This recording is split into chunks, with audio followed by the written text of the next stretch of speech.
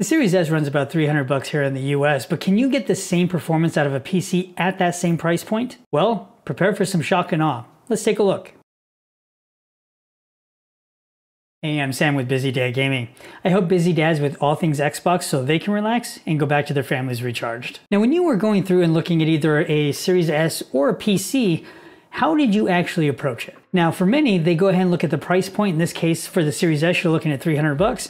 But for many, they may not look at the price. So there are other things to keep in mind here besides just the price. You have things like performance or what your particular use case is.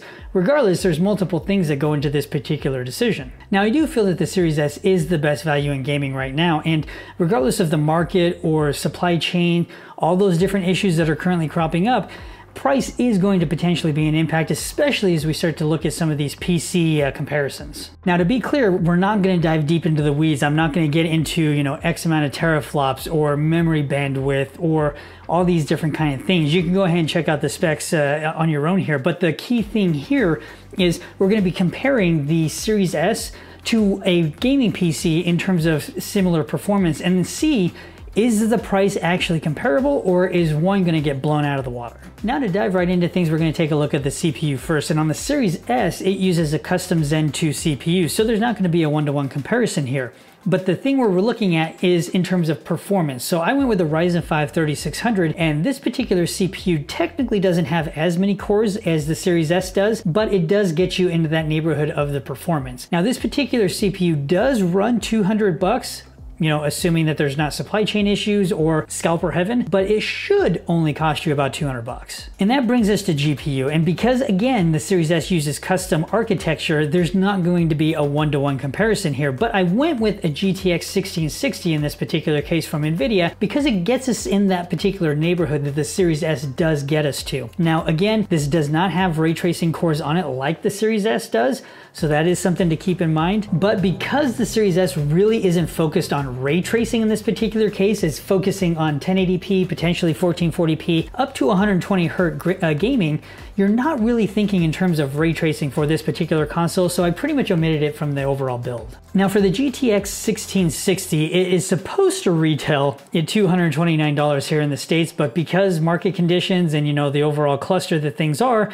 you're gonna find this card around the $600 to $700 range, which is where pretty much most of the budget for this particular build ends up getting blown up at. It's unfortunate that anything GPU related is really just gonna end up blowing up your overall budget, but at this particular point in time, it's just one of the things you just kind of have to deal with. And that brings us to RAM. And the Series S uses 10 gigs of DDR6 RAM, so you're definitely not gonna find a one-to-one comparison there. But because we're using a Ryzen CPU, we want dual channel RAM in this. So we're gonna go with two 8 gig sticks on here, and I'm gonna go with the Corsair Vengeance 16 gig kit. Now you can typically find this particular kit at around $78 here in the States. Again, because of market conditions, you may end up finding it higher, but 78 is what it should be retailing at. Next up is storage. And with the Series S, it does come with a PCIe Gen 4 storage interface, and you get 512 gigs on the drive. On our build, I'm gonna go with a Samsung Pro 980, and it's a 500 gig drive. This drive is technically much faster than the Series S, so it's a bonus on us for this one. And it typically retails for $70. You can sometimes find it on sale for $60, but it fits the motherboard that we're going to be using, and it ends up getting us really good speed. So that's why I ended up going with this particular drive. Now, to make sure everything was compatible, I went with an ASRock B450M Pro 4 motherboard, and this thing retails for about 100 bucks, but you can typically find it on sale, usually around the $80 mark, but it is one of those things that does have great compatibility with all the parts that we're choosing. Now we need something to power everything with, and with the Series S, it already has the power supply built in, but for our particular build, we're gonna go with the Corsair RMX Series 2018, and it's a 650 watt, 80 plus goals power supply. Now it gives you enough headroom that you can go ahead and expand further down the road if you want to,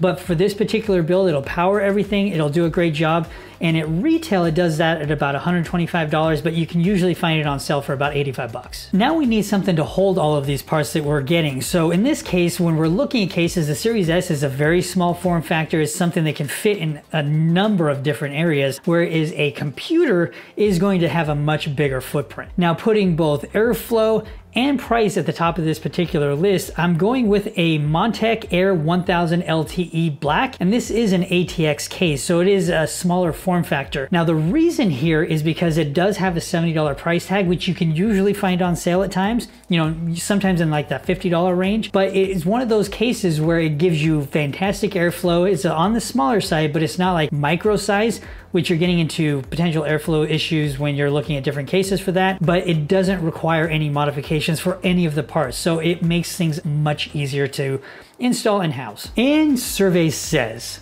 now the Series S is a $300 console, and even if you tack on Game Pass Ultimate for a full year, you're looking at $480. We'll just say that's the upfront cost for simplicity's sake. Now at retail, you're looking at $862, which is a pretty good deal comparing what you're actually getting.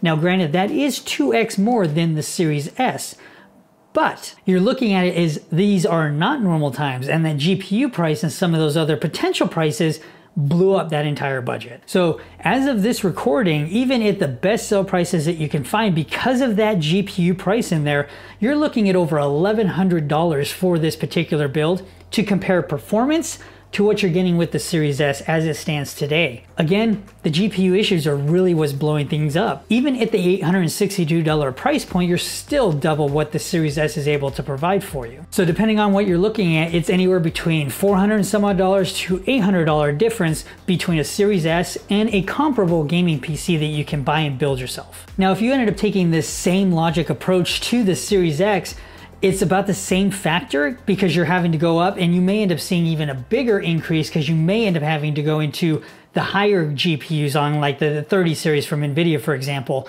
to hit those higher frame rates at that higher fidelity, which means the gap between the Series X and a gaming PC is going to be even bigger at that point. Now, coming at this from a dad's perspective, the Series S, when compared to a gaming PC, it's really no brainer when it comes to price. The Series S is just a better value overall. Even if you tack on a couple or even a few years of Game Pass Ultimate, you're still not hitting the same price as a gaming PC. And this is assuming you bought all the parts yourself and you built it yourself.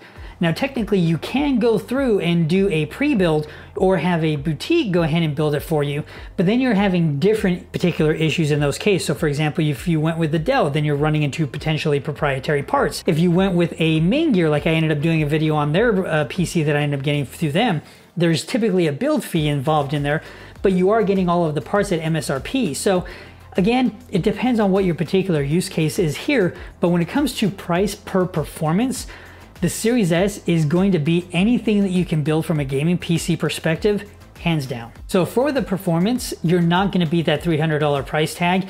And even if, again, you stack on years of Game Pass Ultimate, you're still not going to hit that. Now, in my personal opinion, the Series S is the best value in gaming today. It is the, it's a $300 console. You can stack on Game Pass on top of it, and you can just go and you can play it. Now, with a gaming PC, it comes down to what is your use case. Are you going to use it for more than just gaming? So potentially you may use it for work.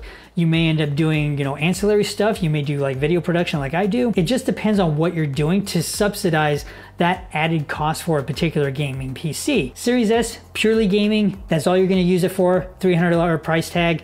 Run with it, enjoy it. It just works out of the box.